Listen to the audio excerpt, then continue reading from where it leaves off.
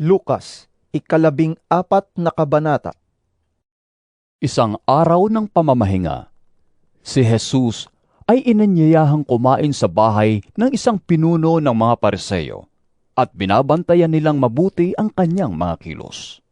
Lumapit kay Jesus ang isang lalaking may manas, kaya't tinanong niya ang mga Pariseo at ang mga dalubhasa sa kautusan. Naaayon ba sa kautusan ang magpagaling sa araw ng pamamahinga o hindi? Ngunit hindi sila umimik, kaya't hinawakan ni Jesus ang may sakit. Pinagaling ito at saka pinauwi. Pagkatapos ay sinabi niya sa kanila, Kung ang inyong anak o ang inyong baka ang mahulog sa balon, hindi ba't iaahon ninyo ito kaagad kahit araw ng pamamahinga? Hindi sila nakasagot sa tanong na ito. Napansin ni Jesus na pinipili ng ilang mga panauhin ang mga upuang pandangal. Kaya't sinabi niya ang talinghagang ito sa kanila. Kapag inanyayahan ka sa isang kasalan, huwag kang uupo agad sa upuang pandangal. Baka may inanyayahang mas kilala kaysa sa iyo. Baka lapitan ka ng nag-anyaya sa inyong dalawa at sabihin sa iyo, Maaari bang ibigay mo ang upuang iyan sa taong ito? Sa gayon, mapapahiya ka at doon ka uupo sa pinakaabang upuan. Mabuti pa kapag inanyayahan ka, doon ka muna maupo sa pinakaabang upuan. Kapag lumapit sa iyo ang nag-anyaya at kanyang sinabi, Kaibigan, dito ka sa kabisera, mapaparangalan ka sa harap ng lahat ng mga panauhin, sapagkat ang nagmamataas ay ibababa at ang nagpapakumbaba ay itataas. Sinabi naman ni Jesus sa nag-anyaya sa kanya, Kapag naghahanda ka ng isang salo-salo, huwag ang iyong mga kaibigan, mga kapatid, mga kamag-anak o mayayamang kapitbahay ang aanyayahan mo, dahil aanyayahan ka rin nila, at sa gayon ay susuklian ang iyong ginawa. Subalit, kapag ikaw ay maghahanda, anyayahan mo ang mga mahihirap, mga lumpo, mga pilay, at mga bulag. Kapag ganito ang ginawa mo, pagpapalain ka, dahil hindi man nila masuklian ang ginawa mo.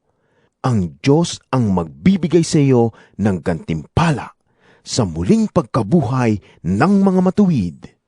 Narinig ito ng isa sa mga kasalo niya roon, at sinabi sa kanya, Pinagpala ang makakasalo sa hapag sa kaharian ng Diyos.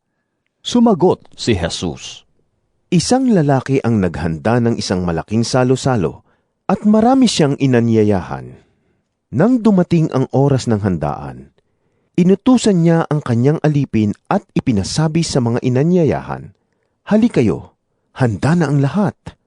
Ngunit nagdahilan silang lahat. Ang sabi ng una, Nakabili ako ng bukid at kailangan ko itong puntahan. Kayo na sana ang bahalang magpaumanhin sa akin. Sinabi naman ng isa, Nakabili ako ng 5 magkaparis na baka at kailangang masubukan ko sa bukid ang mga iyon. Kayo na sana ang bahalang magpaumanhin sa akin. Sinabi naman ng isa, Ako'y bagong kasal, kaya't hindi ako makakadalo. Bumalik ang alipin at ibinalita ito sa kanyang Panginoon. Nagalit ang Panginoon at sinabi sa alipin, Pumunta ka kaagad sa mga lansangan at sa makikipot na daan ng lungsod, at isama mo rito ang mga mahihirap, mga lumpo, mga bulag, at mga pilay. Pagkatapos sinabi ng alipin, Panginoon, nagawa ko na po ang iniuutos ninyo, ngunit marami pang bakanting upuan. Kaya't sinabi ng Panginoon sa alipin, Pumunta ka sa mga lansangan at sa mga daan, at pilitin mong pumarito ang sinumang makita mo upang mapuno ang aking bahay. Sinasabi ko sa inyo, isa man sa mga unang inanyayahan ay hindi makakatikim ng aking handa. Sumama kay Jesus ang napakaraming tao. Humarap siya sa kanila at kanyang sinabi, Hindi maaaring maging alagad ko ang sinumang umiibig sa kanyang ama at ina, asawa at mga anak, mga kapatid, at maging sa sarili niyang buhay ng higit sa akin. Ang hindi magpasan ng sarili niyang krus at sumunod sa akin, ay hindi maaaring maging alagad ko. Kung ang isa sa inyo'y nagbabalak na magtayo ng tore, hindi ba siya uupo muna upang magplano at kwentahin kung magkano ang magagastos niya upang matiyak kung may sapat siyang pera para maipatapos ang kanyang ipapatayo? Baka matapos mailagay ang mga pundasyon ay hindi naman mayari ang tore. Siya'y kukutyain lamang ng lahat ng makakakita niyon. Sasabihin nila, ang taong ito'y nagsimulang magtayo, ngunit hindi naman naipatapos.